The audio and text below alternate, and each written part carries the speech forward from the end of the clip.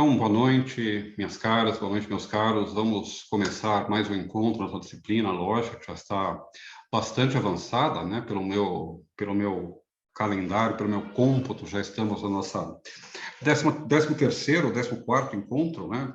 E, enfim, ou atividade, pelo menos. Teve aulas que a gente não... Semanas em que eu só postei material, né? A ideia é a gente alternar uma semana presencial, síncrona, né? E uma semana com material gravado, material impresso. E mesmo assim a gente tem nossos 13, 14 encontros e temos, portanto, vários encontros em que a gente pôde conversar, tá certo?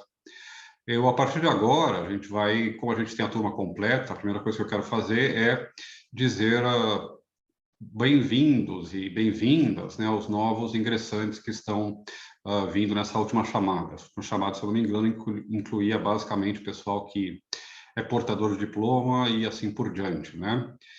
E eu já conversei com vocês, né? A gente tem um perfil de turma um pouco diferente, né? Esses anos de pandemia, né? Que não é muito diferente daquele que eu tinha na minha graduação, né? Que se misturam bastante jovens e pessoas com uma outra formação já, né? A gente vinha tendo turmas que eram bastante jovens, basicamente gente que tinha acabado de sair do ensino médio. Agora a gente tem essa mescla. É uma pena que a gente não possa estar na universidade, na sala, porque, sem dúvida, isso permite enriquecer bastante a discussão, a convivência e assim por diante, né? Não sei como é que vamos fazer no futuro, né? Já está sendo discutido o retorno presencial, né? Então, em algum momento, talvez nós possamos finalmente nos encontrar, né? Dependendo das decisões da Unicentro e também das condições sanitárias, né? Que a gente se encontra. Bom, o que eu vou fazer hoje? O que eu quero fazer hoje com vocês? Tá? A gente já está, então, estava dizendo, no nosso 13º, 14º encontro, né?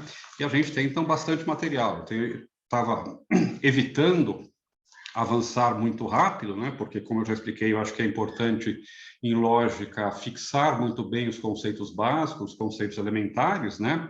Mas agora a gente vai começar, de fato, a entrar na matéria, no conteúdo, que é a gente, então, examinar o que são os argumentos, como é que a gente avalia e reconhece argumentos. E a gente vai fazer isso estudando os 3 sistemas lógicos, né? A lógica aristotélica, a silogística aristotélica, o cálculo proposicional e depois o cálculo de predicados. Eu já passei para vocês um material muito introdutório sobre o nosso primeiro grande sistema lógico, que é o Aristóteles.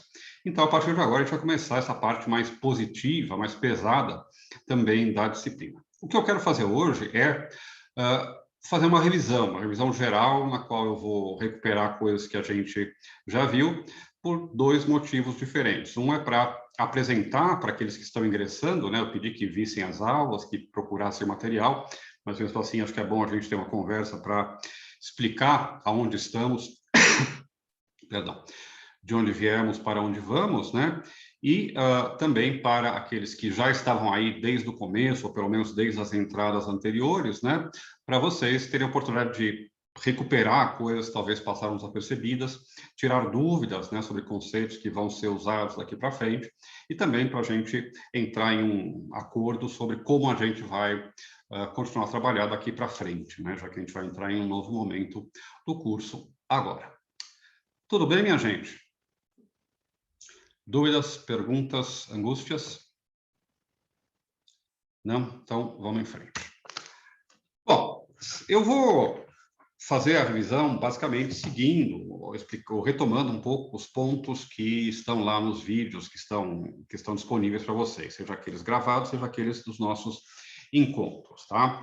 Principalmente para aqueles que estão chegando agora, né? Mas também para vocês, para aqueles que já ouviram isso, né?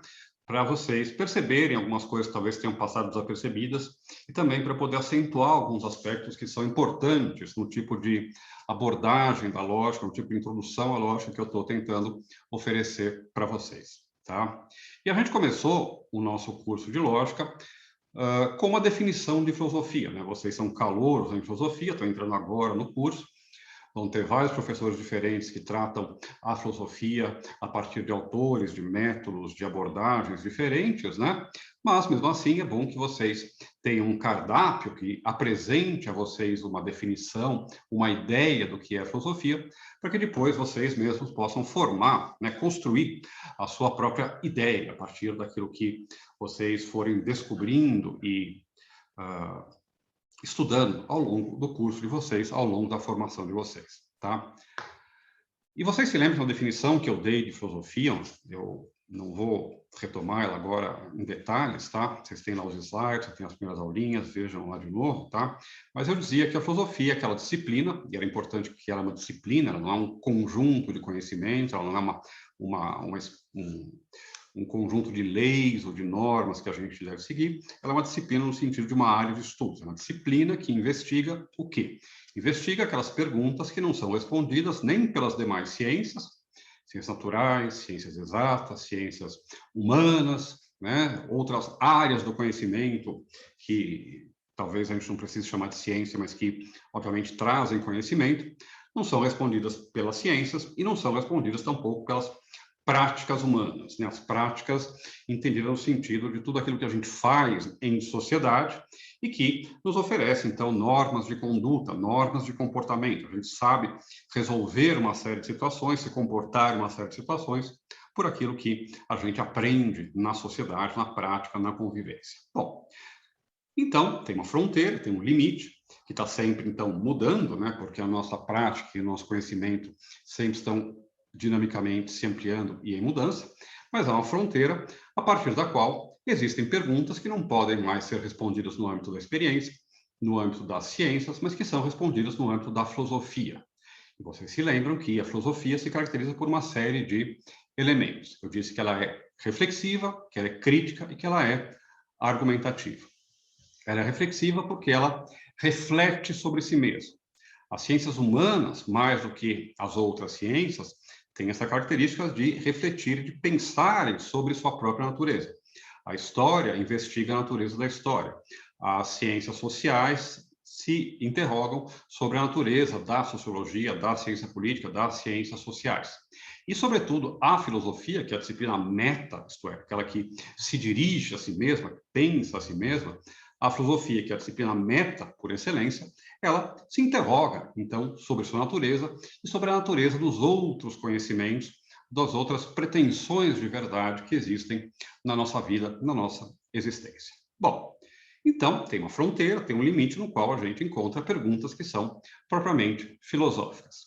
E como é que a gente responde essas perguntas? Bom, ela é reflexiva, ela é crítica. A gente responde essas perguntas de um modo radical. A gente responde essas perguntas examinando os pressupostos, né? Aquilo que está por baixo ou por trás das nossas suposições intuitivas, naturais, cotidianas. Tá? E, finalmente, o terceiro elemento, que é aquele no qual eu quero insistir hoje, aquele do qual a gente vai partir hoje, tá? Eu explico tudo isso em mais detalhes nas aulinhas que eu já deixei para vocês, é o fato de que a filosofia, já que ela não pode apelar nem para as práticas e nem para os conhecimentos estabelecidos para... Gato destruindo o sofá, perdão. Já que ela não pode apelar nem para as práticas, nem para os conhecimentos estabelecidos para responder às suas perguntas, ela apela para argumentos, ela apela para expressões, para objetos linguísticos, ela apela para a fala, para o discurso, para tentar dar uma resposta a essas perguntas.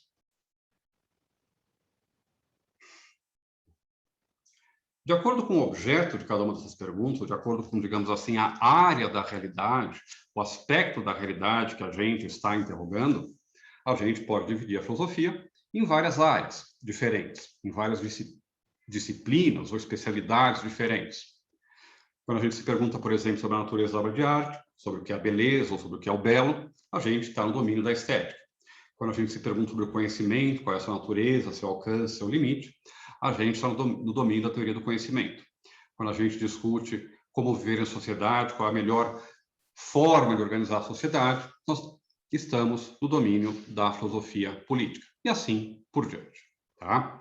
Em cada uma dessas áreas, em cada um desses campos de estudo da filosofia, O que há em comum é que a reflexão é sempre, que a investigação filosófica é sempre reflexiva, porque investiga fundamentos, porque investiga os próprios a si mesma, crítica, porque ela investiga radicalmente todos os pressupostos, e argumentativa. Por quê? Porque em filosofia a gente estabelece as nossas teses, aquilo que a gente quer defender, a partir de argumentos. Eu cheguei a comentar com vocês que isso implica algo importante para a leitura dos textos filosóficos. Implica que todo texto filosófico apresenta uma certa tese e que defende essa tese a partir de certos argumentos, com certos argumentos. Mais importante do que isso, eu falei sobre isso nas aulas iniciais também, é o fato de que a filosofia parte, aquilo que motiva, aquilo que, digamos assim, dá o pontapé inicial em uma investigação filosófica, são problemas. Todo texto filosófico, desde os pré-socráticos até o último texto publicado hoje na revista Mind, ou na Nus, ou em qualquer revista internacional de filosofia, todo texto filosófico parte ou investiga um problema, tá certo? Bom, e a gente responde a problemas colocando teses. Então, por exemplo, um problema é saber se a realidade, vocês estão estudando os pré-socráticos, se a realidade é una, como queria Parmênides, ou se ela é múltipla, infinitamente múltipla, como queria Heráclito. Bom, esse é um problema. Um vai responder de um jeito. Tudo é um, nada se mexe, o ser é imóvel, e assim por diante. O nosso amigo Parmênides. E o outro vai defender o contrário, o Heráclito. Como é que eles vão fazer isso? Cada um vai apresentar argumentos, razões, motivos, justificativas para a sua posição. Tá? E o que a gente investiga, então, em lógica, é justamente a natureza dos argumentos. Eu comecei com essas aulas, com essa breve introdução à filosofia, para responder a pergunta: por que é que a lógica interessa à filosofia? Ou, se vocês quiserem, de um jeito um pouco mais propagandístico, né? Porque em qualquer curso de filosofia que vocês forem fazer, desde a academia de Platão, do Liceu de Aristóteles, a Estoá e a grega, até a Bolívia, a China, o Oxford ou Princeton, hoje em dia, vocês vão estudar lógica e vão estudar basicamente o mesmo conteúdo, a mesma coisa quando estudam lógica. Por que que em qualquer curso de filosofia a lógica está presente? Bom, e a lógica está presente porque ela interessa a filosofia de inúmeras maneiras. Ela interessa a filosofia porque a própria filosofia é lógica. Ela interessa a filosofia porque ela fornece à filosofia problemas, porque ela fornece um campo de reflexão, tá? Resumindo, então, a lógica interessa à filosofia pelo menos de duas maneiras diferentes e que vão nos interessar igualmente nesse curso. A lógica interessa a filosofia porque a lógica é um instrumento, talvez o instrumento primordial da filosofia.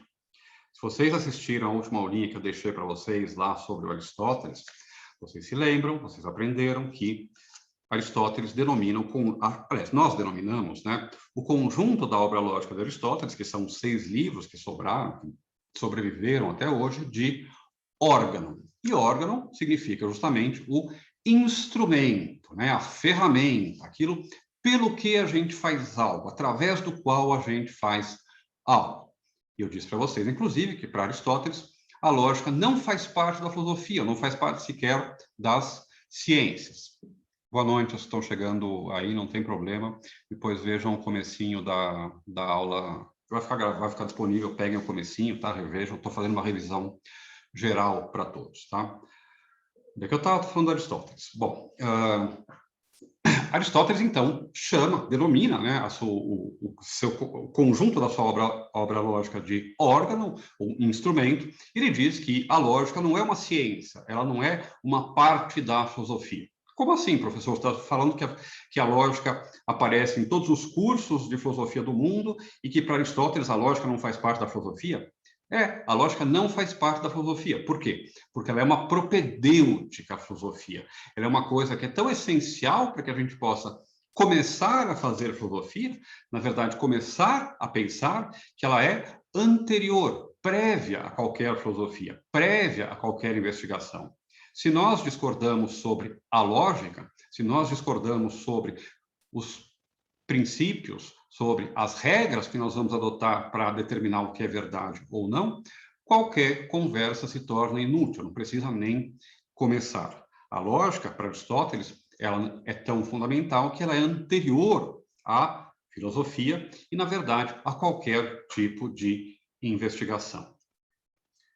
E esse, então, é o primeiro aspecto no qual a gente está estudando a lógica. A lógica é um instrumento, é uma coisa que serve para a gente ler filosofia, serve para a gente estudar filosofia, serve para a gente responder a questões filosóficas. Ela serve para a gente ler filosofia, responder a questões filosóficas, para pensar filosoficamente. Por quê? Porque a filosofia é argumentativa, porque em filosofia não interessa simplesmente eu dizer eu acho isso ou eu acho aquilo, mas interessa, vocês, se forem ler o Platão, vão aprender a diferença entre opinião e conhecimento. Interessa não o eu acho, mas eu sei que por tal e tal motivo, por tal e tal razão. E quando a gente entra nesse por tal e tal razão, ou por tal e tal motivo, a gente está recorrendo à argumentação, a argumentação lógica, tá? Argumentação através de inferências que preservam a verdade. Então, o texto filosófico, ele é essencialmente lógico, no sentido de que ele apresenta argumentos, ele é argumentativo. Tá? Agora, além disso, uma segunda função instrumental da lógica para a gente aprender a ler filosofia, para a gente abordar os textos filosóficos, é que a lógica também oferece um guia, né, ou um modelo de leitura, um modelo pelo qual a gente é capaz de reconstruir os argumentos do autor, a gente é capaz de analisar os argumentos do autor para além da sua forma literária. Vocês vão aprender que grande parte do trabalho de interpretação filosófica, escrever um paper, um artigo, um trabalho de final de semestre sobre um autor, é basicamente pegar o que aquele autor disse e traduzir isso em uma linguagem que é mais simples, mais clara e mais lógica. É claro que isso não é todo o trabalho de compreensão e de interpretação de um filósofo. Compreensão e interpretação são duas coisas diferentes, tá? Mas é um momento necessário, um momento sem o qual não é possível avançar, como dizia o nosso amigo Ari, o Aristóteles, velho de guerra, tá? Agora, a lógica também serve de instrumento, não passivamente, quando a gente vai ler o texto de um grande filósofo, né, e a gente quer, então, entender o que ele disse. Mas também, no outro polo, ativamente, quando nós queremos defender uma posição, quando nós queremos apresentar uma tese e sustentar que essa tese é verdadeira, seja ela de qualquer natureza que seja ela em estética, em ética, em filosofia política, em lógica, ou assim por diante. Se vocês querem provar, por exemplo, que os animais têm direitos, não devem ser maltratados, ou que a gente não deveria comer animais, vocês têm que apresentar argumentos para isso, justificativas para isso. Se vocês querem dizer que Deus existe ou que Deus não existe, né, não basta vocês terem a convicção, a fé subjetiva, a crença pessoal de cada um de vocês, pelo menos não o domínio da filosofia. Vocês têm que ser capazes de apresentar argumentos, motivos, justificativas, razões para a posição de vocês, tá? Uma coisa que eu sempre repito, que eu vou martelar na cabeça de vocês até vocês aprenderem, tá? Entender o que um filósofo disse não é saber o que ele disse. Não é saber, por exemplo, que Platão defendia a teoria das ideias. É entender qual é o problema que ele tentava responder com essa tese, com isso que ele disse, e, sobretudo, tentar entender os argumentos, as razões que ele apresenta para que a gente tenha que aceitar essa tese, essa posição, tá? Não adianta saber, por exemplo, a diferença entre a teoria do contrato social do Hobbes e do Rousseau, se vocês não entendem os argumentos que cada um deles está apresentando e a razão pela qual cada um concebe o contrato social daquela maneira, daquele modo, né? E quando a gente entende um pouco como a lógica, como os argumentos tem um papel nos textos filosóficos, a gente é capaz de perceber isso, né?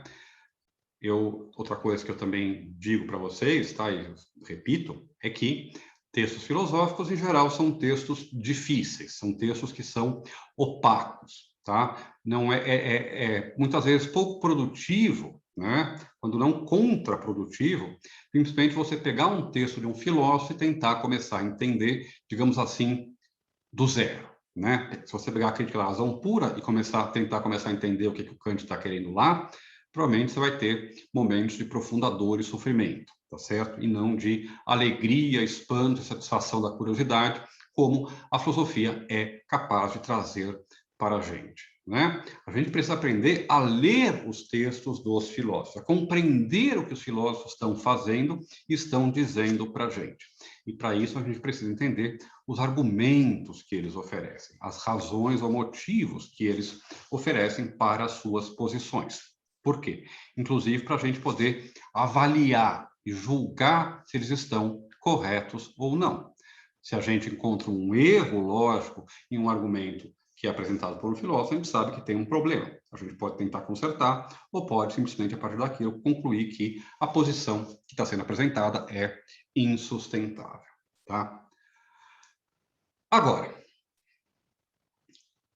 aliás, antes do agora, tudo bem, gente? Dúvidas, perguntas, angústias, podem levantar a mão, me interromper, perguntar, tá? Eu falo bastante, tá certo? E às vezes começo a falar meio rápido também, porque eu me entusiasmo, ou porque não quero perder o raciocínio, tá? Mas podem me interromper e perguntar. Dúvidas, perguntas, angústias, esclarecimentos, palpites da Mega Sena? Não? Então tá bom, gente. Deixa eu continuar. Bom, tudo isso, então, lá atrás, eu dizia que tem a ver com o fato de que a lógica serve à filosofia, ajuda a filosofia, tem um papel na filosofia, em pelo menos dois modos diferentes. E um deles como instrumento da filosofia. A gente usa a lógica. A gente vai aprender lógica e vai aprender a usar isso que a gente aprendeu para ler um texto, para escrever um trabalho de final de semestre, para escrever um artigo, para mandar para uma revista, para escrever o mestrado, doutorado de vocês no futuro e assim por diante, tá? Mas a lógica serve também, ou ela interessa a filosofia também, como um objeto ou uma área de estudos. A gente não usa só a lógica, a gente olha para a lógica e se pergunta o que a lógica é capaz de nos dizer, tá? E na medida que a gente foi avançando, a gente começou a encontrar uma série de conceitos que a gente está usando para explicar e para compreender a lógica, que na verdade são eles próprios fundamentais dentro da reflexão filosófica, para a história da filosofia, para problemas fundamentais dentro da filosofia. Eu, por exemplo, já disse para vocês que a função da lógica, o objetivo da lógica é preservar a verdade. O que a gente quer em lógica? A gente quer partir de afirmações verdadeiras e chegar em afirmações que também são verdadeiras. Vocês já aprenderam, né? A gente vai chegar nisso daqui a pouco, voltar a isso daqui a pouco, na verdade, que um argumento é composto de proposições, onde algumas, pelo menos uma, é premissa, e pelo menos uma, é conclusão, né? A gente aprendeu que um argumento é isso. E a grande propriedade que os argumentos têm é que eles preservam a verdade. Agora, o conceito de verdade é um conceito filosófico profundamente difícil e que vem preocupando, vem sendo objeto de reflexão filosófica desde, pelo menos, os pré-socráticos até hoje em dia, né? E a gente está o tempo todo investigando, tentando definir o que é a verdade. Eu falei para vocês, por exemplo, que há 3, na verdade, talvez 4 grandes teorias sobre a verdade. Aquela que é mais natural, mais intuitiva, na qual todos nós acreditamos antes de entrar em um curso de filosofia, que é a ideia de verdade como correspondência. A verdade nada mais é do que o fato de que quando eu digo ou penso algo, ou escrevo algo, isso corresponde, isso reflete, isso espelha um fato da realidade. E a verdade é simplesmente essa correspondência. Se eu digo isto aqui é uma xícara, né? Isto é verdadeiro quando isto aqui é de fato uma xícara no mundo real, na realidade. Outras teorias da verdade são a teoria pragmática da verdade, a teoria coerentista da verdade e a teoria da verdade como redundância, né? Que diz que a verdade não diz nada, ela não acrescenta nada, porque é a mesma coisa dizer que esta xícara tem chá e dizer é verdade que esta xícara tem chá. Né? Quando eu digo que alguma coisa é verdade, eu estou simplesmente afirmando a mesma coisa. Poderia, então, dispensar o conceito de verdade. Bom, por que eu estou dizendo isso? Porque se a gente começa a pensar um pouquinho, né, parece bastante evidente que o conceito de verdade é um conceito que ele próprio exige uma reflexão filosófica. A gente precisa responder a pergunta, o que é a verdade? Né? As perguntas mais antigas dentro da história da filosofia, é uma pergunta que percorre não só a filosofia, mas percorre, né, a própria ideia de racionalidade ocidental. Né? Toda a civilização ocidental, ela se baseia, já repito, ela se baseia em uma concepção correspondencial da verdade. Ó, deixa eu pegar aqui meus slides. Tá lá no quadro de avisos do Moodle e no quadro de atividades, na verdade, do Moodle, vocês têm os slides que eu estou usando, que eu já usei, tá? Quem chegou um pouco mais tarde, não pegou, ele pode encontrar lá os slides. Eu tinha aqui um slide com as 4 teorias. Deixa eu só procurar se eu acho aqui.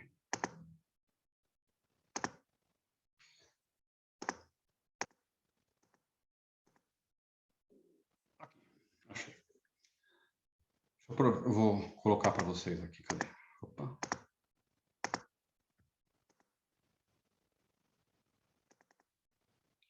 Pronto. Aí vocês estão vendo, né, um slidezinho que a gente já usou, né? E veja o que eu digo aí, que a verdade é usada como um conceito primitivo e não definido. Né? A gente entende a verdade como sendo um conceito que a gente sabe usar, né?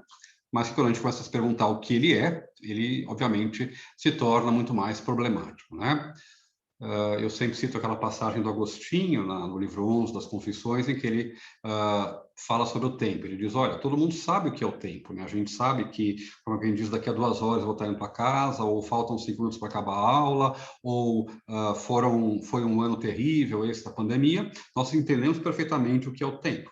Mas quando a gente começa a pensar sobre o que é o tempo, sobre o que é isso que é feito de um passado que já não é mais, de um futuro que ainda não é, de um presente que está eternamente em fluxo e que nunca, então, se fixa, né?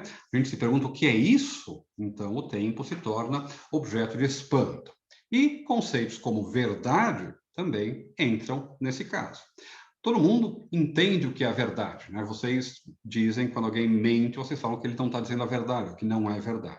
Mas quando a gente começa a pensar sobre o que é verdade, a gente percebe que há dificuldades, né?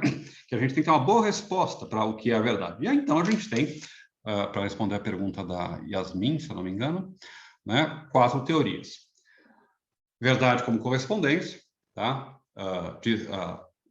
A verdade é uma correspondência, uma adequação entre aquilo que eu penso, aquilo que eu digo e a realidade, né? A expressão clássica latina para isso vem do Tomás de Aquino e descreve a verdade como adequatio rei ad intellectum, a adequação entre a coisa, né, e o pensamento, ou a gente diria hoje entre a coisa e a linguagem, a correspondência entre a coisa e a linguagem. Quando é que é verdadeiro que a árvore é verde? É verdadeiro quando a árvore que eu estou descrevendo é verde.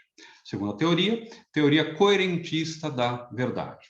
A verdade não é uma mera correspondência entre aquilo que eu penso ou que eu digo e a realidade, mas, ao contrário, a verdade é um conjunto de crenças que se autossustentam e que cada uma delas, de certo modo, sustenta as outras, sem que haja, né, um único elemento que define o que é a verdade, né?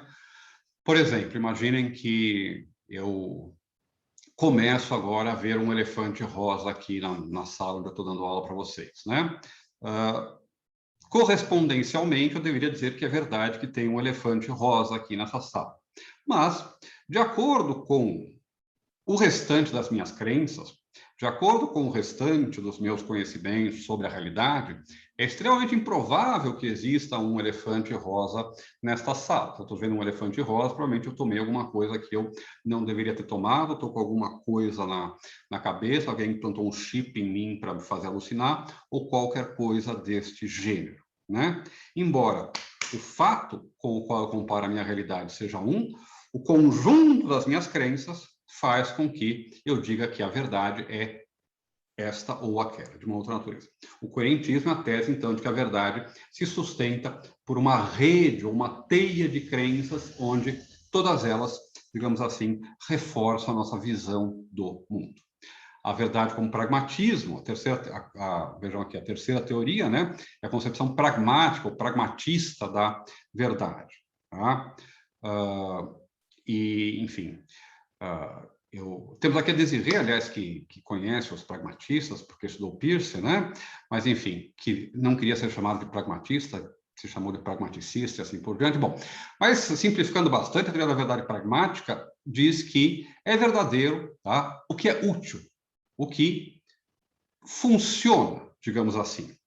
Não só funciona em termos de sobrevivência, ou em termos de garantir o nosso lugar aqui, né? É verdade, eu aprendo que é verdade que a tomada dá choque, porque eu vou lá, enfio o dedo na tomada, levo um choque, né? E como eu acho que é útil não levar choque, eu internalizo, eu aprendo, né, que é verdade que tomadas dão choque. Ou então, em uma versão mais refinada, né? Eu estou simplificando muito, mas a versão mais refinada do conceito de verdade pragmática tem a ver com conhecimento. Existem certas coisas que, se forem tomadas como verdadeiras, avançam o meu conhecimento e, portanto, também meu domínio, minha capacidade de modificação, de manipulação, de compreensão do mundo, né? Então, eu posso considerar como verdadeiro isso que é capaz de fazer avançar meu conhecimento e assim por diante, não em um sentido correspondencial, não em um sentido coerentista, mas em um sentido dos seus resultados, da sua utilidade, tá certo? O conceito de utilidade em filosofia, aliás, é um conceito bastante central, né, bastante problemático também, né, que percorre desde a teoria do conhecimento até, por exemplo, a reflexão política e social contemporânea. Tá?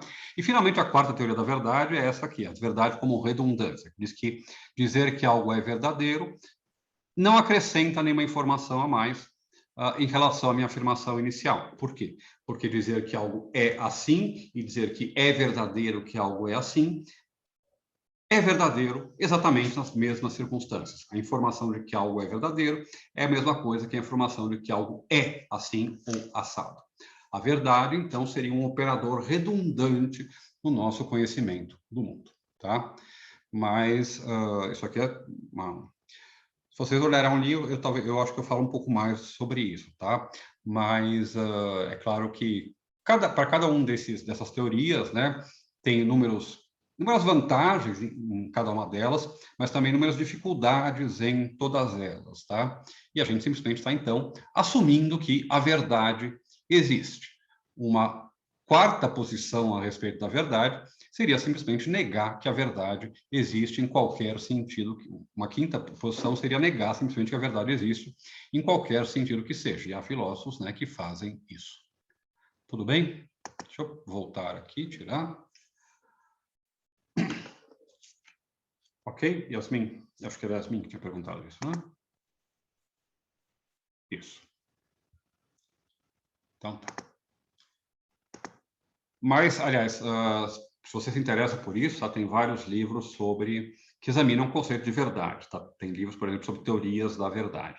Tem um livro muito importante de um lógico que se chama Alfred Tarski, que se chama Concepção Semântica de Verdade, na verdade é uma coletânea de artigos, né, em que ele em que ele dá uma definição lógica, que ele chama de semântica, né, para a noção de verdade correspondencial, ou talvez para a noção de verdade correspondencial, uma discussão se ele está tentando definir isso mesmo ou não. Mas, enfim, o Tarski é um autor que a gente vai encontrar no final do nosso curso de lógica, né? Outro livro sobre teorias da verdade, que vocês podem consultar, é um livro escrito por um sujeito chamado Richard Kirkvan. E o Kirkland foi traduzido pela editora da Unicinos. Se vocês pegarem o livro sobre teorias da verdade dele, que chama Teorias da Verdade Contemporâneas, eu acho, vocês vão ver, eu contei uma vez, tem 75 teorias da verdade diferentes, tá? Então, tem teorias da verdade para todos os gostos, sabores, cores e preferências, tá? Então, obviamente, é um problemão para a filosofia, tá? Resumindo, então, a lógica trata de problemas, usa conceitos que são fundamentais em filosofia, e ela permite, em particular, que a gente, digamos assim, foque o nosso interesse nesses conceitos, porque eles funcionam de um jeito particular em lógica. A verdade que a gente define fora da lógica tem que funcionar na lógica. Se ela não funcionar dentro da lógica, então a gente pode descartar esse conceito de verdade. A lógica, ela própria é um objeto, um guia da reflexão filosófica, porque ela coloca problemas a respeito do conceito de verdade. Alguns outros conceitos que são fundamentais em filosofia e que a gente aborda quando a gente estuda a lógica, que a lógica serve para introduzir. O conceito de sentido, de significado. A filosofia é essencialmente um discurso. Discursos envolvem vários modos, se apresentam de várias formas diferentes. A gente usa o discurso para muitas coisas diferentes, tá? Eu já expliquei isso para vocês também, né? Uma das coisas que eu disse é que a maior parte deles não envolve o uso da verdade, não envolve o uso descritivo ou referencial da linguagem. A gente usa normalmente a linguagem para fazer coisas que não têm a ver com a verdade. A gente usa a linguagem para cumprimentar, para exprimir nossos sentimentos, para escrever poesias, para pedir comida no restaurante, para checar nosso saldo bancário e assim por diante. Nenhum desses usos da linguagem tem a ver com a verdade. Mas existem alguns usos da linguagem que são essenciais para a filosofia, que têm a ver com a verdade. São usos descritivos da linguagem, uso referencial da linguagem. Quando a gente usa a linguagem para dizer como o mundo é. Quando a gente usa a linguagem para apontar ou para singularizar coisas no mundo. Esse uso da linguagem interessa a filosofia. E quando a gente está nesse domínio, nesse tipo de uso da linguagem, um conceito fundamental que a gente tem é o conceito de sentido ou de significado, tá? É uma coisa profundamente misteriosa o fato de que as palavras signifiquem algo para nós e que elas sejam capazes de apresentar e de descrever o mundo para nós, tá certo? Quando eu digo que esta xícara aqui é multicolorida, vocês entendem isso perfeitamente e é uma coisa, um ato absolutamente banal, o meu ato de comunicar e o ato de vocês de compreenderem. Mas quando a gente começa a pensar nisso, é profundamente misterioso como ondulações do ar, né, o que o Aristóteles chamava de flatus vocis, né, o vento produzido pela voz, né, o vento que produz a voz, né, é profundamente misterioso que o vento e as ondas sonoras que o vento leva, ou que marcas aleatórias, né, que a gente rabisca em um papel, sejam capazes de nos colocar em contato com o mundo, com as coisas.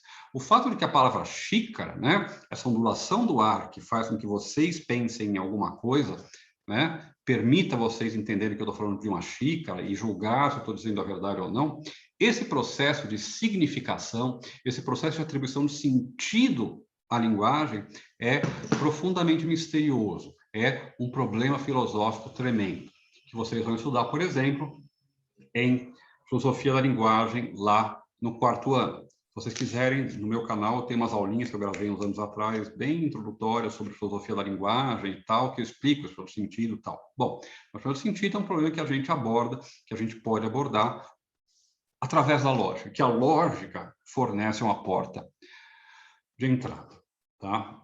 Vocês vejam, eu estou fazendo uma revisão que não é bem uma revisão, né? Porque aquilo que eu estou tentando mostrar para vocês agora, seja para aqueles que estão chegando e que eu suponho que já viram algumas aulinhas, quanto para aqueles que já acompanharam todas as aulas que a gente teve até agora, é que os conceitos aparentemente secundários, né, ou não aparentemente triviais que a gente vai introduzindo aos poucos, são todos eles centrais, essenciais à reflexão filosófica ao longo dos seus quase 3.000 anos de prática, de existência, né? E, portanto, que quando a gente estuda a lógica, a gente tem uma espécie de porta de entrada para a reflexão filosófica, para o modo de pensar filosófico. E, em particular, a gente tem uma porta de entrada para uma série de problemas que são fundamentais dentro da filosofia, da verdade. O que é a verdade, né? Já perguntava Pôncio Pilato, né? Para o sentido, como é que as palavras significam, ou qual é a relação entre palavras e coisas, né? Problema filosófico fundamental. Outro conceito filosófico fundamental que a lógica permite que a gente trate é o conceito de prova ou de demonstração. O que é um argumento? Um argumento é um conjunto de proposições onde a verdade das premissas, a verdade das proposições iniciais garante, né, de modo necessário, de modo onde é impossível que dê errado, que a minha conclusão também é verdadeira. O que a lógica faz não é só dizer, olha, eu acho que isso é verdade, ou, ó, isso tem toda a cara, tem jeitão de ser verdade. Não. O que a lógica estabelece é que algo é necessariamente verdadeiro. O que a lógica estabelece, quando ela estabelece uma conclusão, é que é impossível que aquela conclusão seja falsa. Tá? E vejam quanta coisa importante tem aí, quanta coisa fundamental para nós que queremos fazer filosofia tem aí nessa ideia, nessas frasezinhas que eu acabei de falar para vocês, tá? A primeira é a própria ideia de prova ou de demonstração. Quando alguém afirma alguma coisa, a gente pede para ele, se a gente está engajado com a verdade daquilo, me prove isso, me demonstra isso, né? Eu quero que você me prove que isso é verdade. Bom, o que significa provar algo? Bom, o que a lógica investiga é justamente o que significa provar algo. A lógica, além disso, porque ela estabelece conclusões que são necessárias, que não podem ser falsas, ela fornece o ideal, o modelo de conhecimento que todos os filósofos, na verdade, quase todos os grandes pensadores da história do Ocidente, desde a Grécia Antiga até o século XX, século XIX, o século XX, né? O modelo de conhecimento, o modelo de demonstração. A matemática e a lógica são, dentro dos conhecimentos humanos, aqueles que são mais certos, aqueles que carregam o maior grau de certeza, de necessidade, né, de, digamos assim, confiabilidade. E a lógica, então, também permite que a gente trate, se pergunte o que significa provar algo, o que significa demonstrar algo, o que eu espero quando eu peço que alguém me prove ou me demonstre algo, tá? Finalmente, tá? Alguns conceitos que a gente vem usando, que são fundamentais, eles introduzem a gente, eles apresentam a gente algumas características daquilo que eu estou chamando, às vezes, de um modo filosófico de pensar, tá certo? O que eu quero dizer com isso? Pensem em um conceito que eu estou usando desde a primeira aula até a última. Aliás, na última a gente começou a estudar como é que o Aristóteles entende esse conceito, que é o conceito de proposição, tá? E não preposição. Quando alguém escreve preposição no trabalho, na provinha, tá? Eu já dou 0, porque eu já sei que não entendeu, não começou nem a entender a disciplina, tá? É proposição, tá? Proposições são o quê? A gente viu que proposições são o sentido de uma sentença. Quando eu digo a xícara é amarela, eu estou dizendo alguma coisa que tem um sentido, que tem um significado, que corresponde a um significado. E a gente viu que a gente pode apresentar esse sentido, apresentar esse significado de muitas maneiras diferentes. A xícara é amarela, amarelo é a cor da xícara. The mug is yellow, e assim, la tasse est jaune, e assim por diante, né? Eu posso dizer a mesma coisa de muitos modos diferentes.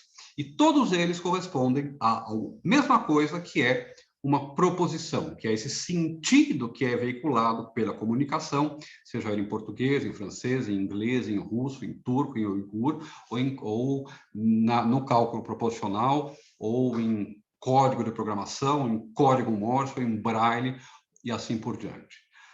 A todas essas expressões diferentes, todas essas frases diferentes, todos esses conjuntos diferentes de símbolos, de ondulações do ar e assim por diante, corresponde uma coisa que é a proposição, que então é o sentido de uma frase ou de uma sentença. Além de ser o sentido de uma sentença, uma proposição, ou é a mesma coisa, né? O sentido de uma sentença é aquilo que pode ser verdadeiro ou falso. A gente definiu proposição como aquilo que pode ser verdadeiro ou falso. O que é verdadeiro ou falso no mundo?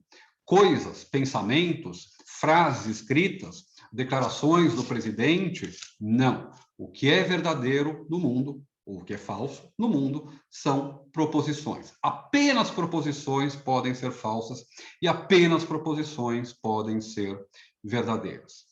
Veja, isso é uma tese filosófica extremamente forte. A gente está se perguntando o que é a verdade, né, 10 ou 15 minutos atrás, e agora estou dizendo para vocês que o que quer que seja a verdade é uma coisa que a gente encontra, a verdade é uma coisa que é portada, levada adiante, carregada no universo inteiro por uma só coisa, um só tipo de objeto, que são proposições. Tá? E veja, a gente fez um avanço, a gente fez um salto reflexivo tremendo, uma coisa tão simples como essa definição, essa apresentação do que é uma proposição. Tá? Eu estou tentando mostrar para vocês que a lógica não é simplesmente um instrumento, tá? Então, nossa primeira função, mas ela é também um objeto, uma fonte de investigação filosófica, né? Ela própria, a gente está estudando lógica, não só para aprender como usar a lógica, mas porque a lógica exige que a gente pense conceitos filosóficos fundamentais, tá? Por exemplo, continuando. No conceito de proposição, quando a gente começa a falar de uma coisa como proposições, ou ainda como verdade e falsidade, tá? A gente entra em um domínio que é o domínio dos objetos abstratos, tá certo? Ou seja, à medida que a gente começa a fazer lógica, a gente percebe que o mundo, que o universo, que a totalidade do real é composto de pelo menos 3 coisas diferentes, tá? É composto de objetos físicos, como xícaras, canetas, livros, pessoas, quadros, paredes, universidades, abóboras, lagartixas, e assim por diante. Planetas, galáxias, buracos negros e assim por diante. O mundo também é composto, provavelmente, né, por estados mentais, por um domínio que é mental, subjetivo, né? Nós percebemos o mundo através das nossas ideias, nossas representações. Nós temos em relação ao mundo sentimentos, desejos, né, disposições, para usar o termo filosófico.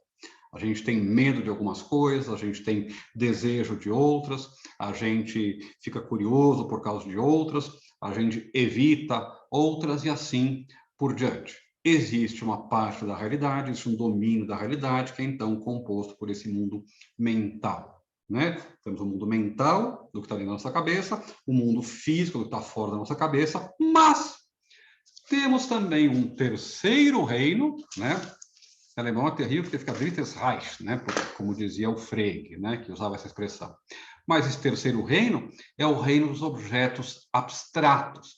É o reino daquelas realidades que existem, mas não estão no tempo e no espaço, né? Tanto objetos físicos quanto objetos mentais estão no tempo e no espaço. Talvez objetos mentais não estejam no espaço, mas certamente estão no tempo. Nossa consciência se desenvolve no tempo.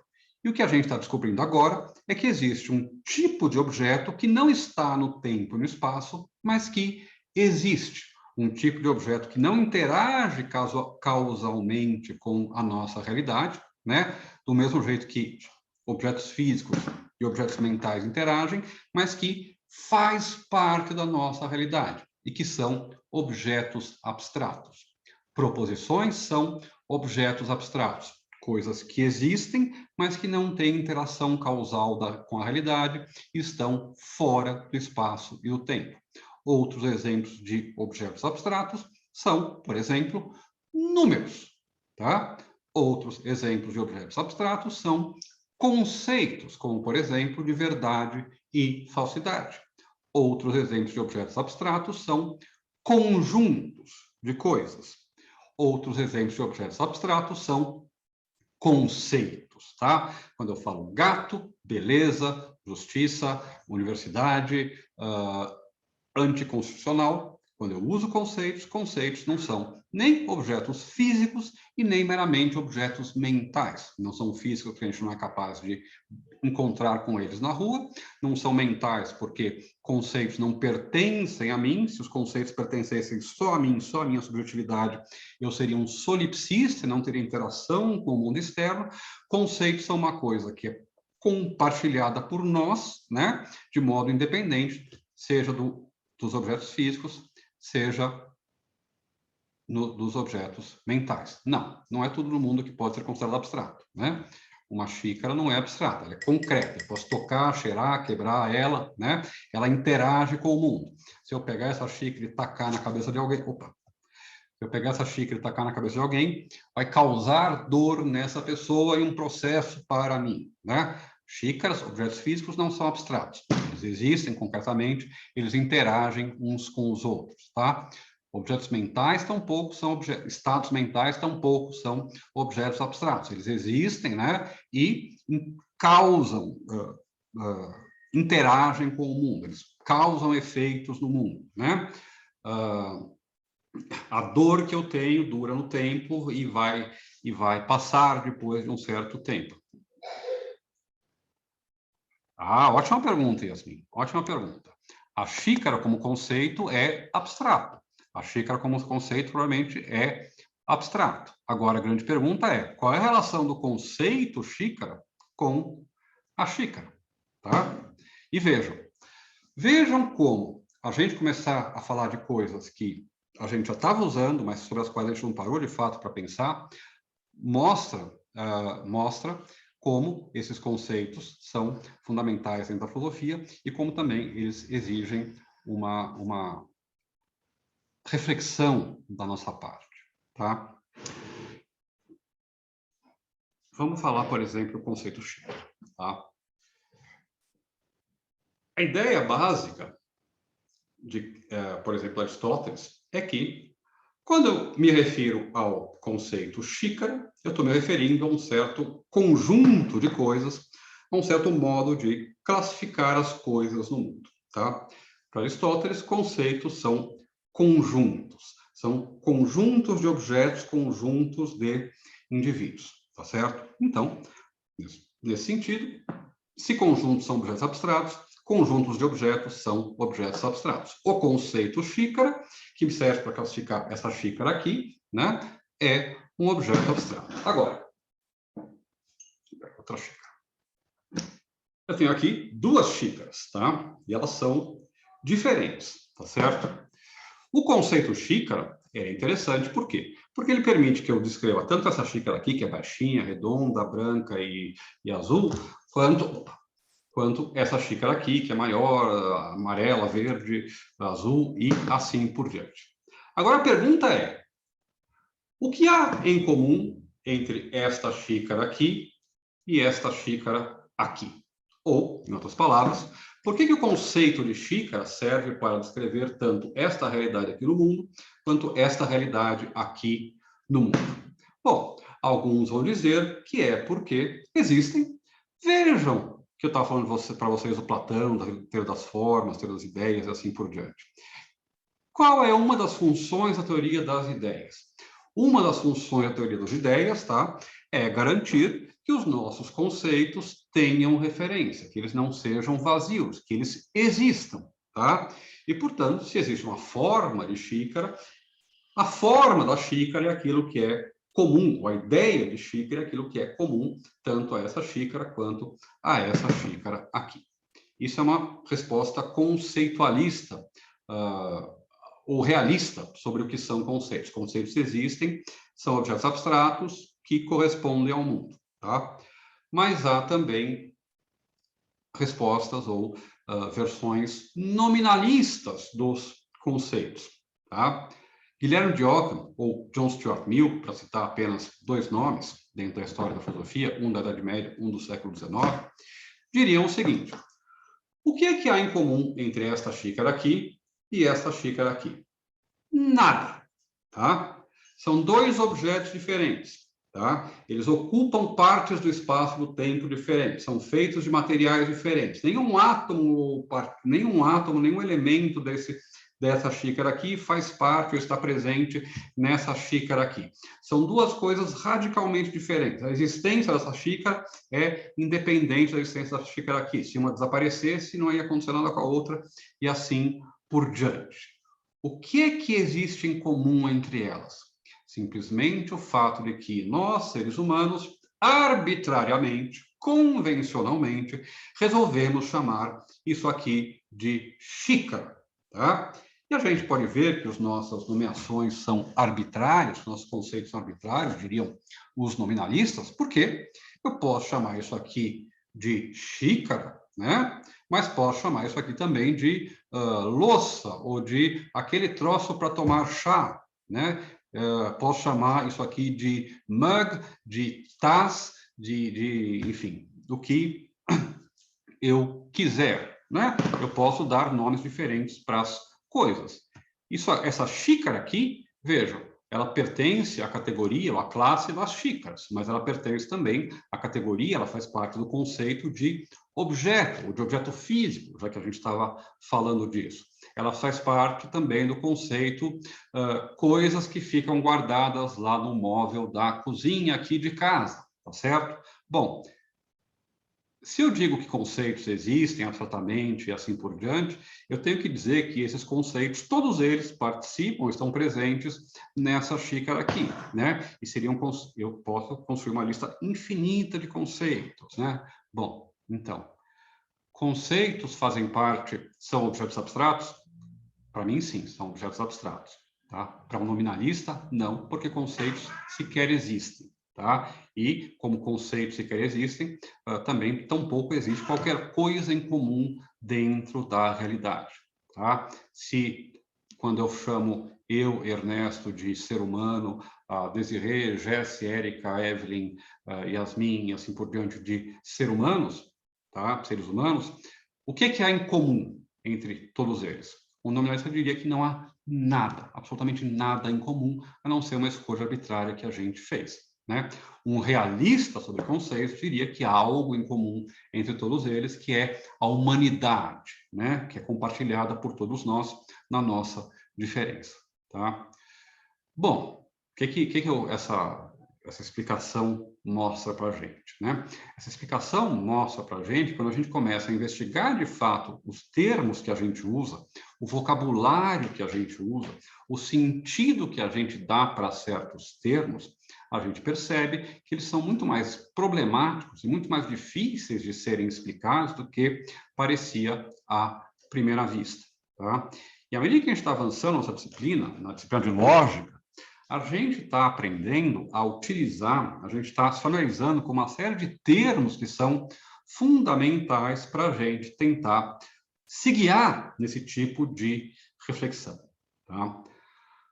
Por exemplo, uma distinção que eu já apresentei várias vezes aqui é entre a abordagem normativa da realidade e a abordagem descritiva da realidade. Né? Os homens erram nos seus argumentos. Se a gente for descrever como os homens pensam, a gente não vai fazer lógica. Quando a gente tenta dizer para os homens como eles devem pensar, quando a gente tenta então dizer quais são as normas que o pensamento correto deve seguir, a gente está fazendo lógica. Bom, quando a gente pensa então na realidade, convém ser capaz de abordar, perdão, de usar essas duas abordagens, ser capaz de separar essas duas abordagens da realidade, né? Talvez elas sejam complementares, talvez não sejam, né? Mas certamente correspondem a momentos diferentes, né, na nossa investigação. tá? Tudo bem?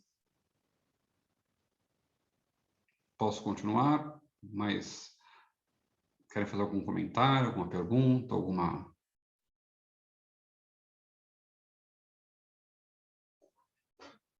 alguma comunicação sobre a angústia do ser? Não? Então tá, Pedro, temos várias coisas para falar, mas não vamos daqui a pouco. Eu provavelmente não vou conseguir falar tudo que eu queria. Depois eu gravo uma aulinha para terminar essa revisão, ou senão a gente recomeça na próxima aula, tá? Bom, já que, aproveitando o gancho, né, que o Capitão Gancho e a filosofia oferecem muitas vezes para a gente, né? Vocês viram como a gente estava falando sobre conceito, sobre linguagem, sobre demonstrações, validade, não sei o quê, e de repente eu comecei a falar para vocês sobre o mundo, sobre as coisas que existem no mundo e assim por diante, né? Bom, lembre-se da nossa definição de verdade como correspondência. A verdade é a correspondência entre aquilo que eu digo ou penso e a realidade. Mas para isso eu tenho que ser capaz de responder a pergunta sobre o que é a realidade, o que é um fato. Deixa eu só colocar para fora. Para, chato. Sai. Sai. Perdão, gente. É o gato velho e gordo que queria sair. Como eu estava dizendo, então, né? Vejam como a nossa reflexão, que começou na linguagem, ou na lógica mesmo, levou a gente para o mundo, para se perguntar o que é a realidade, o que é um fato, o que há de comum entre as coisas do mundo.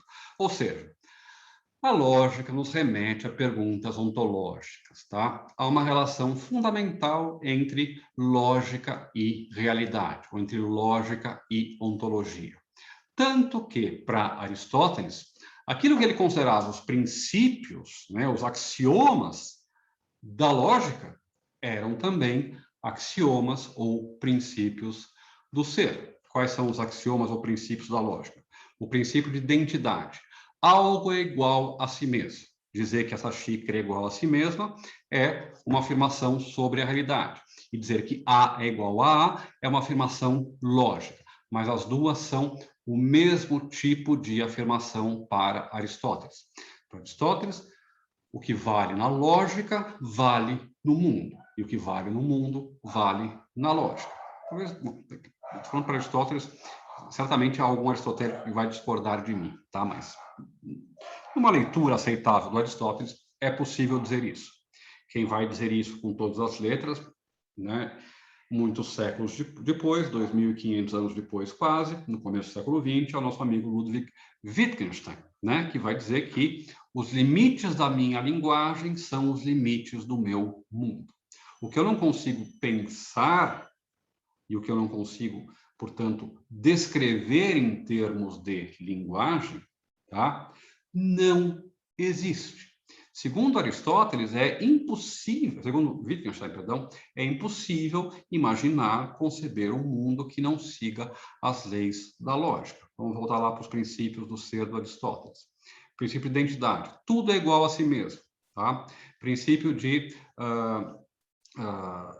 bivalência, o terceiro excluído, né? Há ou não há, e princípio de não contradição, né? Algo não pode ser e não ser ao mesmo tempo, sobre o mesmo aspecto, ou não há e não há, certo? Bom, são princípios do ser ou são princípios da lógica?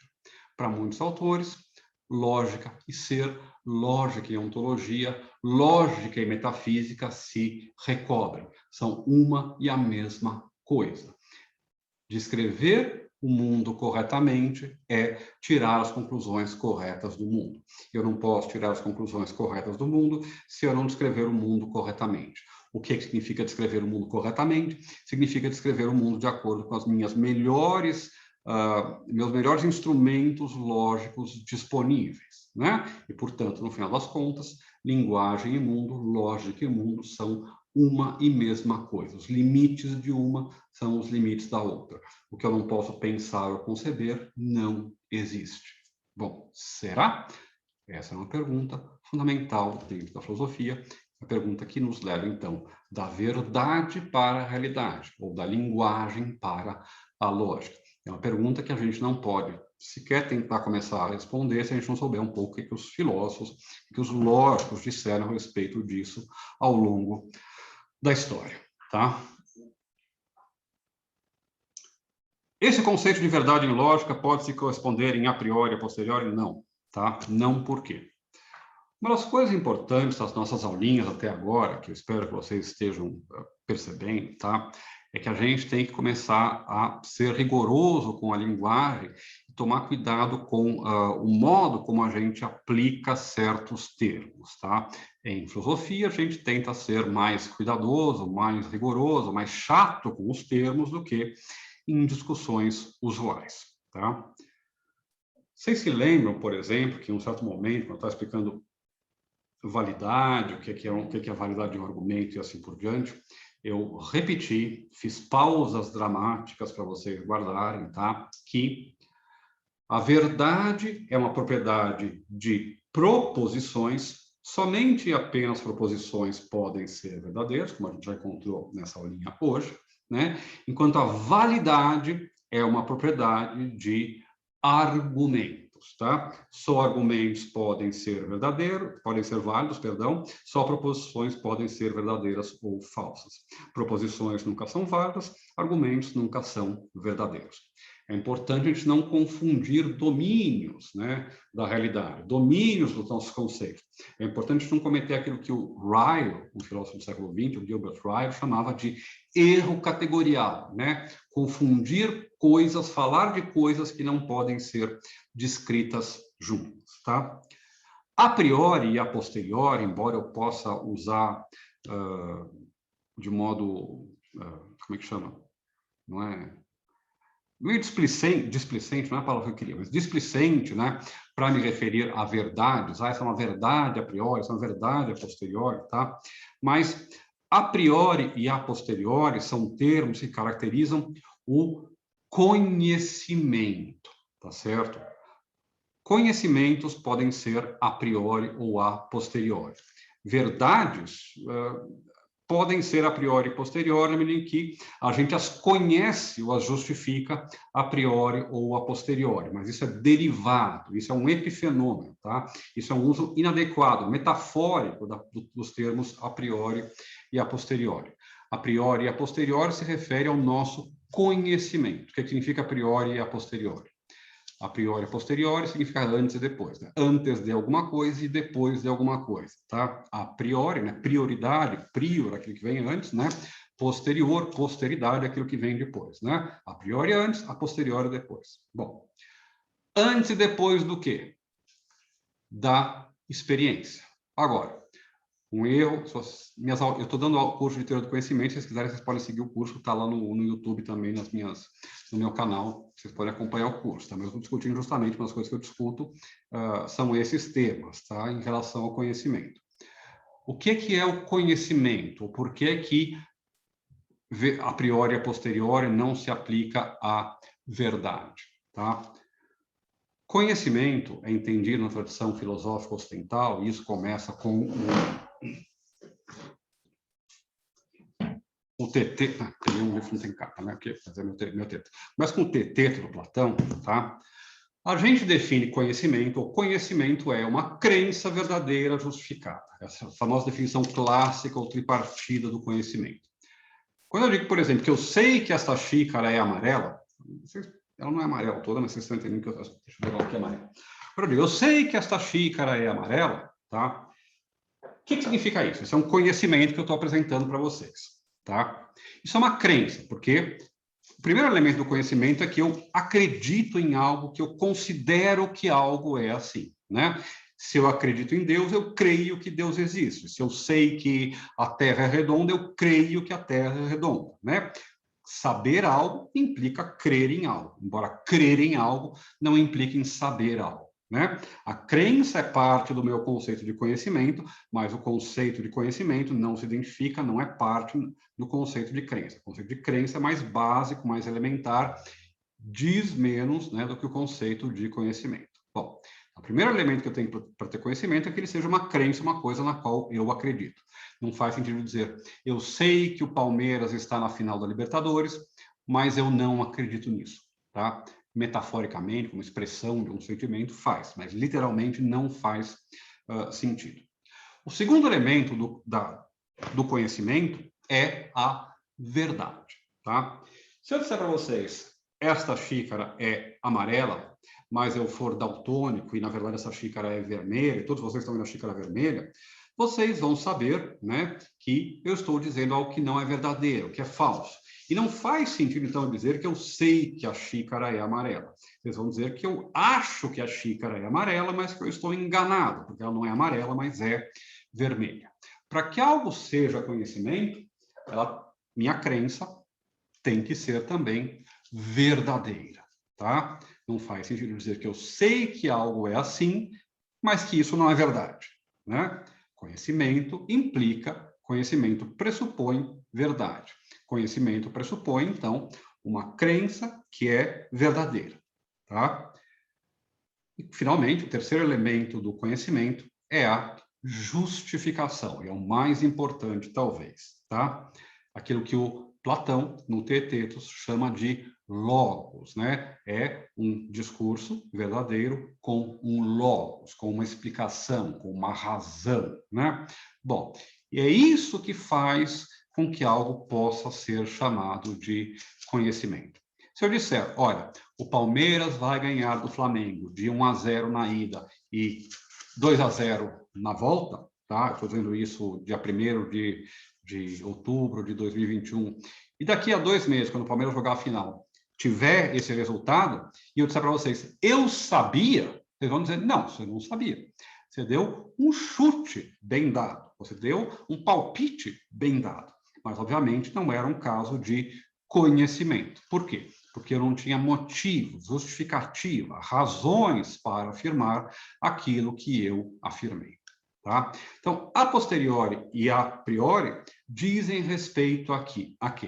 Dizem respeito ao tipo de justificação do meu conhecimento. Se o conhecimento é uma crença que é verdadeira e que é justificada, né? Definição tripartida do conhecimento, o que é que eu percebo através disso? Primeiro, eu percebo que o conceito de verdade faz parte, está incluído dentro do meu conhecimento, tá certo? Então, são conceitos diferentes, né? O conceito de verdade está dentro do conceito de conhecimento, mas não se identifica com ele. Algo que é simplesmente verdadeiro, o que eu considero verdadeiro por acaso, não é conhecimento. O conhecimento é a crença verdadeira, mais a justificação, tá? E onde é que entra, então, o a priori e o a posteriori? O a priori e o a posteriori tem a ver com a justificação do conhecimento.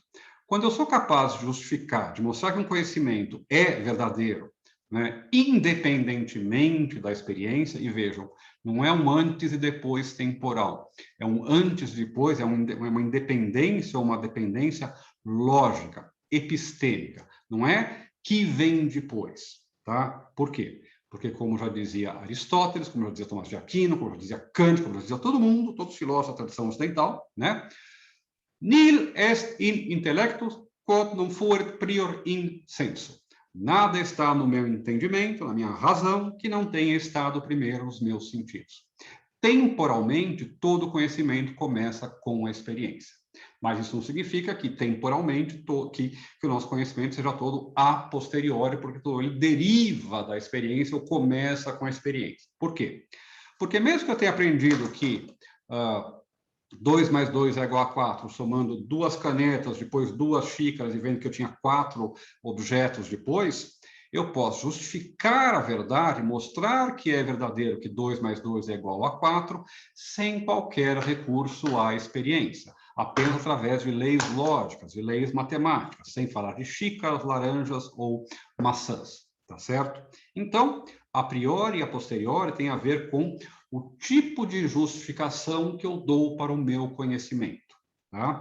E não com verdade, tá certo? Então, verdade, a verdade pode ser classificada de vários modos diferentes, mas não em a priori e a posteriori, tá certo? Só quando a gente usa verdade como sinônimo de proposição ou de juízo, certo? Agora, já que você falou em a priori, deixa eu aproveitar para dizer algumas coisas que eu queria dizer para vocês, tá? Outro aspecto pelo qual a lógica é fundamental para a filosofia é porque a lógica apresenta um modelo perfeito de conhecimento a priori. A lógica apresenta para a filosofia, para o pensamento ocidental, na verdade, tá? Um modelo perfeito de certeza, de rigor, de clareza, de demonstração, de necessidade, assim como a sua prima, nem tão distante, a matemática. A matemática e a lógica são, ao longo da história do Ocidente, os dois grandes modelos de conhecimento a priori. Então, a pergunta que a lógica coloca para nós é: será que existe algum tipo de, digamos assim, necessidade lógica entranhada em nós? Será que nós mesmos somos lógicos? Ou ainda, vamos virar essa pergunta de outro jeito. Será que há uma única lógica que defina, que nos defina? Ou será que há várias lógicas diferentes que podem ser utilizadas em contextos diferentes, mesmo que elas sejam contraditórias e digam coisas diferentes entre si? Tá? E com isso, deixa eu já ir para o encerramento, que é para... Tinha mais coisas para falar, a gente nem começou a rever tudo o que falar para vocês, mas já tem coisa bastante para vocês pensarem, alimento para o pensamento suficiente, tá? Sério, eu falei meia hora sobre o raio do a priori e posterior e você me disse que perdeu? Tá bom, veja depois, tá? Porque eu falei várias coisas. Bom, mas veja, para encerrar, por que a lógica é fundamental para a filosofia, tá? Porque vocês associam a filosofia, isso pode estar certo ou pode estar errado, a gente vai poder discutir isso bastante ao longo dos 4 anos do curso, tá? Mas a gente associa a filosofia com razão, tá? Filosofia e razão são praticamente sinônimos no pensamento ocidental, tá? Em outras tradições, não tanto. Mas no pensamento ocidental, que vem dos gregos, passa pelo cristianismo e chega hoje em nós, na América Latina, na Europa e assim por diante, filosofia é sinônimo de racionalidade. Quando Aristóteles vai definir o homem, ele diz que o homem é o animal racional. Quando Descartes vai dizer o que caracteriza o que caracteriza o homem é a sua razão, é o bom senso, que é a coisa do mundo melhor distribuída. Quando Tomás de Aquino tenta mostrar qual é o lugar especial que o homem tem na criação, aquilo que separa o homem de todos os outros animais é a sua alma racional, que ele tem apenas ele no mundo criado, no mundo subceleste, né? Enquanto a alma apetitiva e a alma vegetativa estão presentes nos animais e nas plantas, né? O que nos torna humanos é a razão. O que a filosofia persegue é a racionalidade. Bom, a lógica fornece um modelo de racionalidade para o Ocidente, desde Aristóteles até o século XX, tá certo? E vejam, não é simplesmente uma racionalidade abstrata, filosófica, tá? O computador ou celular que vocês estão usando para me ver aqui nesse momento, ele é construído com a lógica inventada pelo Frege no final do século XIX.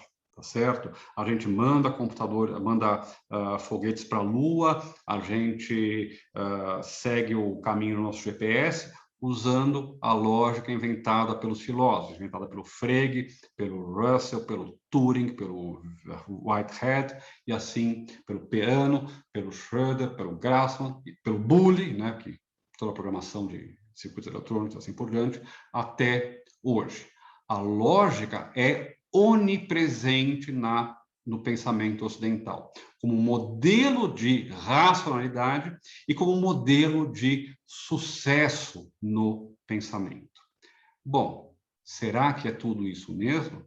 Se é tudo isso mesmo, por que as pessoas se recusam tanto em ser lógicas? Ou por que também a gente consegue perceber limites muito claros nessa racionalidade lógica, operativa, decidível que a gente trabalha dentro da lógica? Será que há meios de chegar à verdade que estão fora do domínio da argumentação, que estão fora do domínio da lógica, que estão fora do domínio do conhecimento?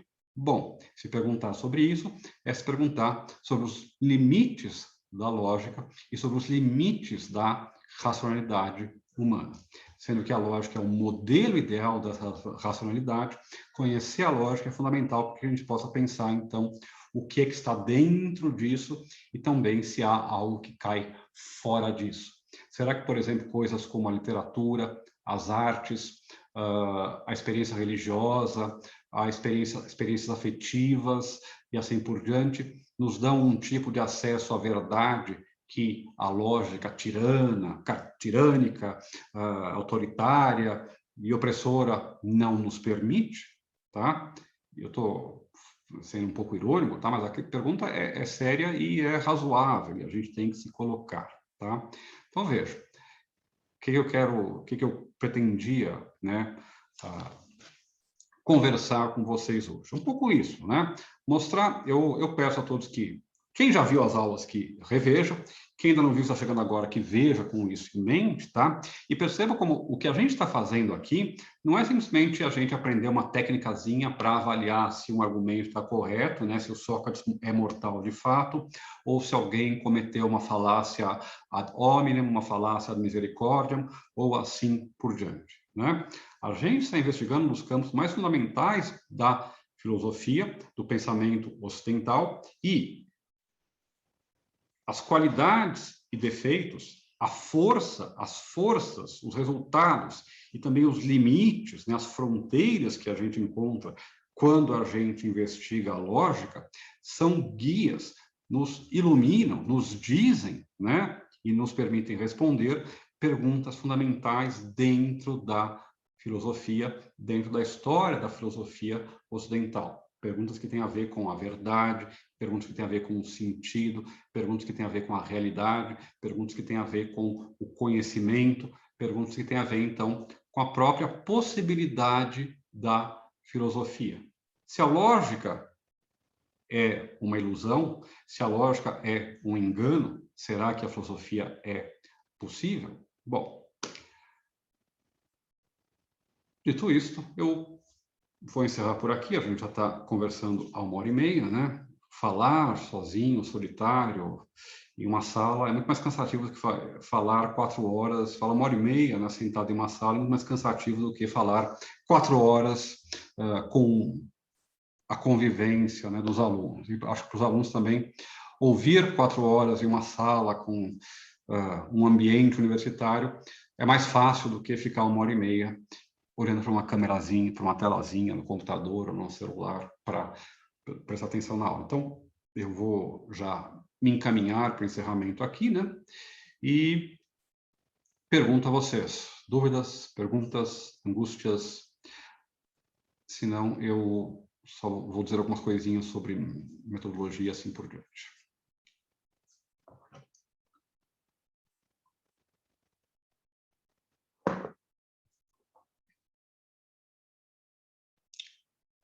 Bom, gente, então tá, deixa eu só, para encerrar, passar algumas coisinhas para vocês, tá?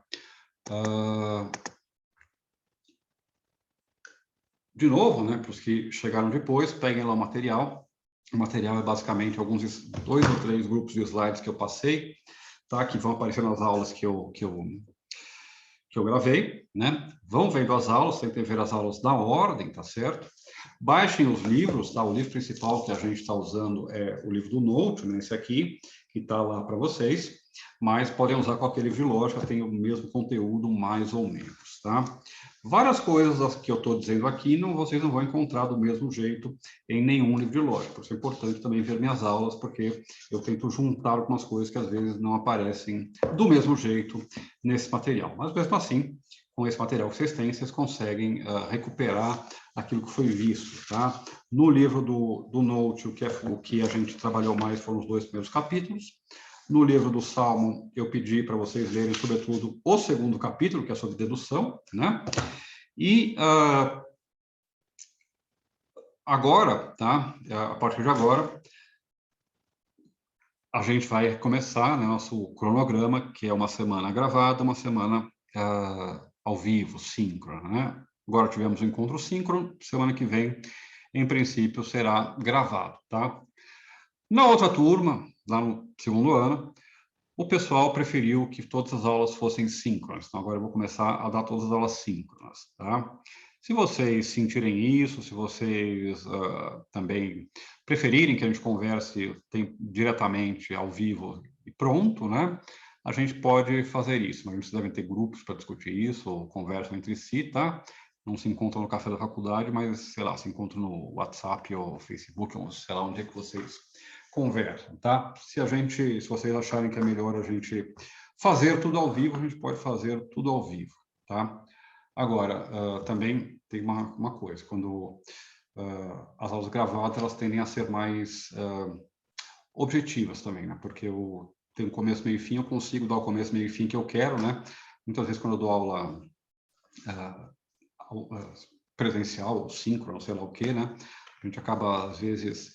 E é mais interessante, na verdade, mas a gente acaba, às vezes, indo para parênteses e digressões, né, que não permitem que a gente avance como gostaria na matéria. Então, eu considero que é bom a gente modular, né, as duas coisas, o encontro presencial uma semana, uma aulinha material gravada, um materialzinho na outra, porque aí a gente consegue combinar, né, a velocidade e profundidade, tá? Se tiver algum problema no decorrer, né, na medida que a gente vai avançando, a gente revê o plano, mas o plano, em princípio, é esse, tá? Outra coisa, até agora eu não estava fazendo chamada, verificando frequência, tá certo? Mas, por exemplo, eu tenho 43 alunos na minha lista de presença, tem 15 aqui, né? Aliás, tem 14 participantes, então tem 14 alunos. Tinha umas horas que um pouco mais, acho que chegou a 20, talvez, ou nem isso. Se a gente tiver problemas com isso, eu vou começar a pedir a controlar a frequência nas lives, tá? Nas aulas síncronas, e também a exigir algum tipo de verificação no material que eu vou estar passando para vocês, tá? Espero não ter que fazer isso e confiar na maturidade, comprometimento e engajamento de vocês na disciplina, para que a gente possa se preocupar apenas em avançar o nosso conhecimento e não em eu ficar controlando vocês, tá? Mais para frente, provavelmente já daqui a 1 ou 2 semanas, eu vou começar a passar alguns exercícios para vocês, tá? Exercícios que têm a ver com reconhecer argumentos, avaliar argumentos, e esses exercícios vão contar como parte da nota. 30% da nota para os exercícios serem feitos, tá? Não nos preocupe fazer certo ou errado, é importante tentar fazer, tá? E aí, no final do semestre, a gente vai ter uma avaliação que vai ser ou um trabalho ou uma prova, tá? E que vai valer, então, 70% da nota, tá? Eu não sei ainda como é que vai ser, vamos esperar mais para o final do semestre, eu vejo se dá para aplicar algum tipo de prova online, com vocês respondendo em tempo real, ou se eu passo um trabalho, vamos ver se eu consigo aprender a usar o Moodle direito para decidir o que eu faço, tá ok? Mas então é isso, tá? Recuperem a matéria, semana que vem vejam todo o material, semana que vem tem mais materialzinho, tá?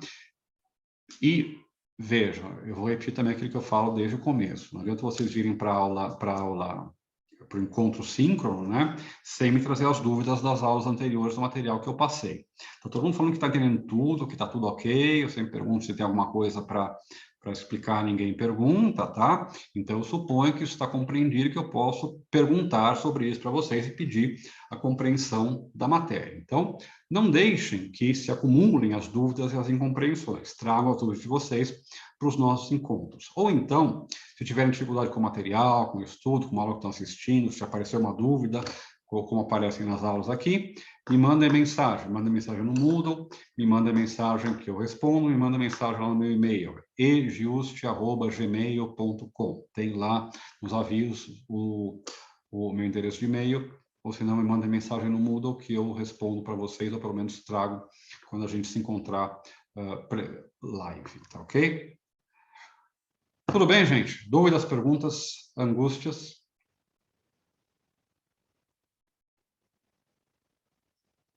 Sempre me espanto com a minha clareza. Então, tá bom, gente. Então, sejam felizes, se cuidem, usem máscara, tá? Não saiam por aí festando. Até semana que vem, tá ok? Tchau para vocês. Eu vou aqui apagar e terminar nossa gravação. Tchau.